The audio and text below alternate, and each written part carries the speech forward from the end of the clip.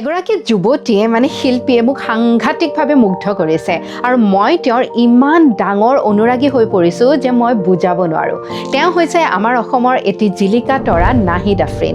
তেওঁ সঁচাকৈয়ে অসমৰ যেন এটুকুৰা সোণ। মহাপুৰুষ শ্ৰীমন্ত শংকৰদেৱৰ ভক্তিগীতেই হওক বা আন কোনো গীতেই ইমান সুন্দৰকৈ তেওঁ পৰিৱেশন কৰে, ইমান ধুনীয়া সুৰ, আকুলতাৰে ভৰা তেওঁৰ নম্ৰতা, বুদ্ধিমত্তা আৰু গাম্ভীৰ্য যে সঁচাকৈয়ে এগৰাকী সভ্য অসমীয়াৰ ব্যক্তিৰ মাজত আমি যিখিনি মনোভাৱ আৰু ব্যৱহাৰ কামনা কৰোঁ সেই সকলোখিনি যেন তেওঁৰ মাজত বিচাৰি পাওঁ। ইমান ধুনীয়া আৰু মাৰ্জিত কথা বতৰা, তেওঁৰ শালীন আৰু পৰিপাটি পোচাকে আমাক সঁচাকৈয়ে বহুত মুগ্ধ কৰে মোক।